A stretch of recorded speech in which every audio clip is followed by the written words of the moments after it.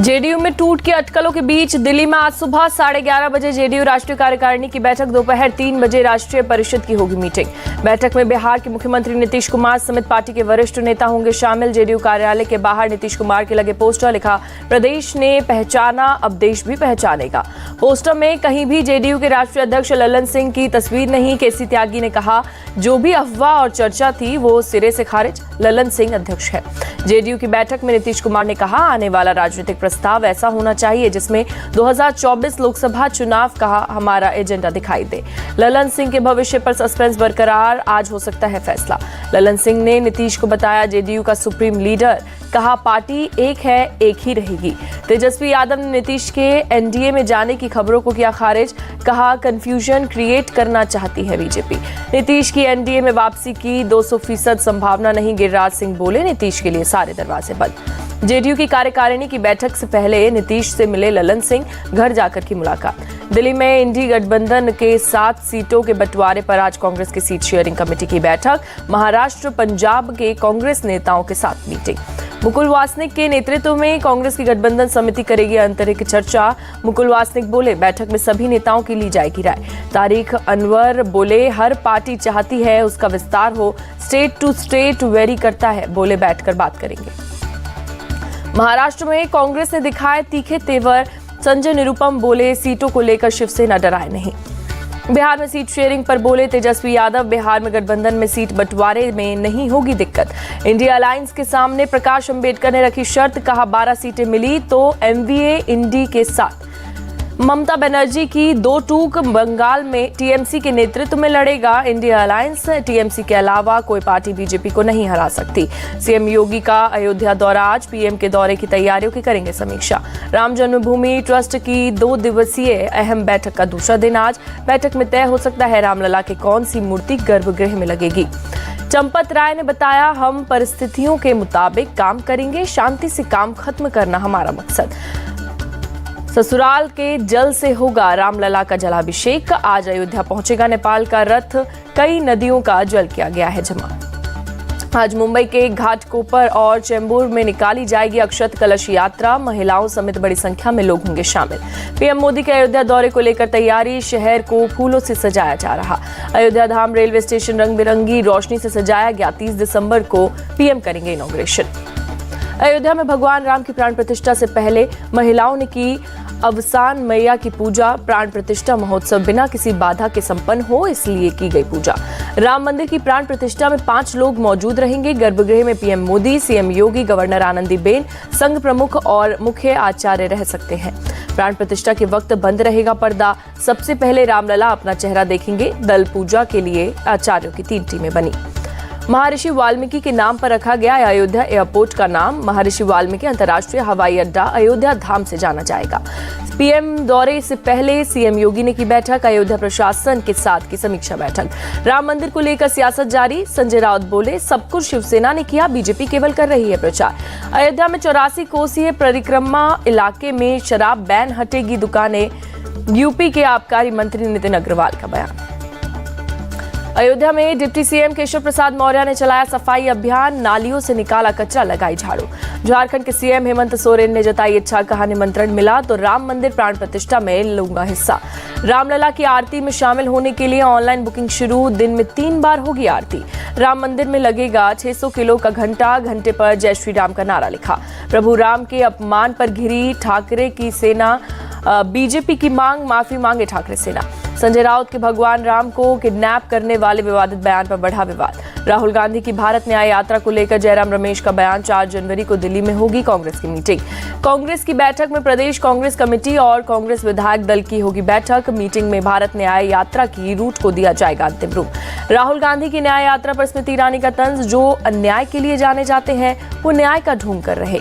जनवरी में रामलला की प्राण प्रतिष्ठा के बाद फरवरी में अबू धाबी जाएंगे पीएम मोदी। 14 फरवरी को बीएपीएस हिंदू मंदिर का करेंगे उद्घाटन, पीएम मोदी ने स्वीकार किया न्योता।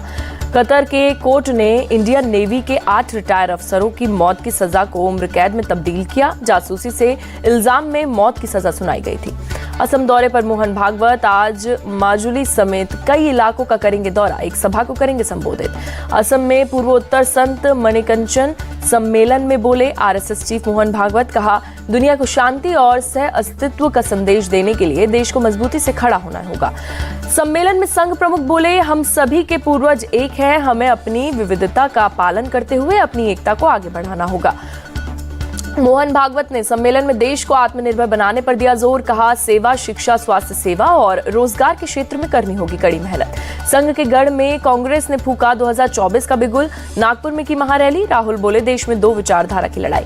राहुल गांधी ने कहा, देश को गुलामी की ओर ले जा रही बीजेपी, डर डर कर मिलने आते हैं बीजेपी नेता, सिर्फ ऑर्डर का करना पड़ता है पालन। मल्लिकार्जुन खड़गे का बीजेपी आरएसएस पर निशाना, कहा 10 साल से दोनों ने तंग कर रखा है, रोका नहीं गया तो देश का संविधान खत्म हो जाएगा। कांग्रेस की महारैली पर देवेंद्र फडणवीस का तंज, छोटा सा मैदान भी नहीं भर सके, जनता राहुल को गंभीरता से लेने की तैयारी नहीं। राजस्थान के बूंदी पहुंचे लोकसभा स्पीकर ओम बिरला, लोगों की समस्याओं को लेकर बातचीत की।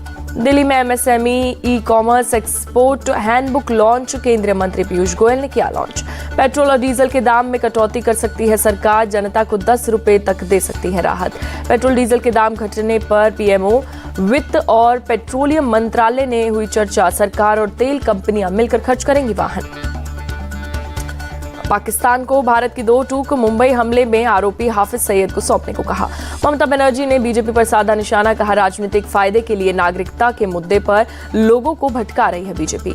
दिल्ली एमसीडी में बीजेपी का प्रदर्शन, हेल्थ मिनिस्टर सौरभ भारद्वाज को गिरफ्तार करने की मांग। बीजेपी का एक ही मकसद, सदन को नहीं चलने देना। बीजेपी के हंगामे पर बोली मेयर शैली ओबरॉय।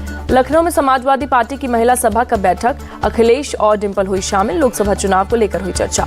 अखिलेश यादव पर बीजेपी पर निशाना, कहा नारी सम्मान की बात करने वाली पार्टी महिला पहलवानों के साथ कर रही है अन्याय। तेलंगाना के मंडल अध्यक्ष सम्मेलन में बोले अमित शाह, जब तक यहां बीजेपी की सरकार नहीं बन जाती तेलंगाना आता रहूंगा।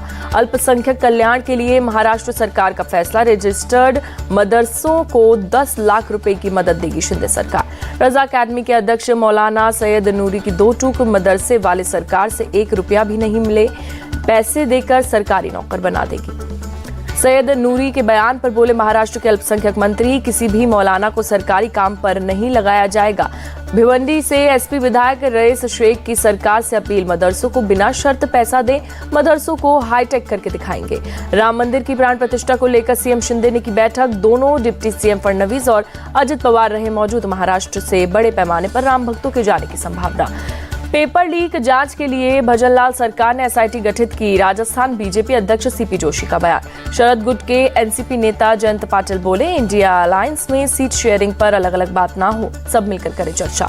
हरियाणा जमीन घोटाले में प्रियंका गांधी की बढ़ सकती है मुश्किलें, पहली बार ईडी की चार्जशीट में आया नाम। संसद सुरक्षा लीग के सभी आरोपियों का होगा पॉलीग्राफी टेस्ट, पुलिस ने पटियाला हाउस कोर्ट में दी अर्जी। पीएफआई मनी लॉन्ड्रिंग केस में पटियाला हाउस कोर्ट का फैसला, पीएफआई के 5 सदस्यों को 14 दिन की न्यायिक हिरासत में भेजा। पंजाब पुलिस ने लॉरेंस बिश्नोई गैंग से जुड़े गैंगस्टर विक्रमजीत सिंह को किया गिरफ्तार, हथियार और गाड़ी बरामद। उमेश पाल हत्याकांड के आरोपी अरमान अख्तर का घर किया गया कुर्क, सिविल लाइंस इलाके में धूमनगंज पुलिस की कार्रवाई।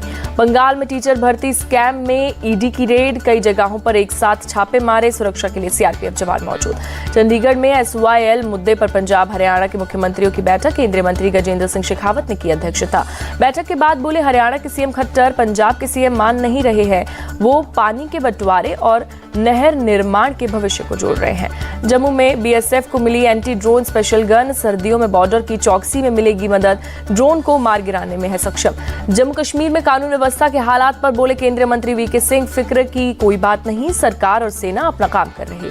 गणतंत्र दिवस से पहले दिल्ली पुलिस की तैयारी, निर्माण विहार के एक मॉल में किया mock drill. Sukhdev Singh Gogamedi murder case में एक्शन शूटर रोहित राठौड़ का घर पर चला बुलडोजर, अवैध निर्माण तोड़ा गया।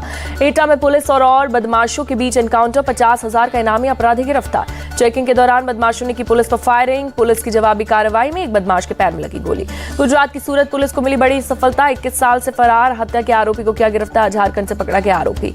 मेरठ में लूट का विरोध करने पर बदमाशों ने पति की मारी गोली, अस्पताल में इलाज के दौरान हुई मौत। पुलिस मामला दर्ज कर जांच में जुटी, अपराधियों की धरपकड़ के लिए बनाई गई टीम। यूपी के अमरोहा में मेडिकल शॉप में छापा, भारी मात्रा में एक्सपायरी दवाएं मिली।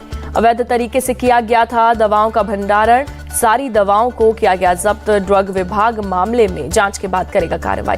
गुना बस हादसे पर मोहन सरकार का एक्शन, लापरवाही को लेकर कलेक्टर, एसपी हटाए और परिवहन विभाग के प्रमुख सचिव हटाए गए। नवी मुंबई के तलोजा में केमिकल फैक्ट्री में लगी भीषण आग, फायर ब्रिगेड की टीम ने कड़ी मशक्कत के बाद पाया आग पर काबू।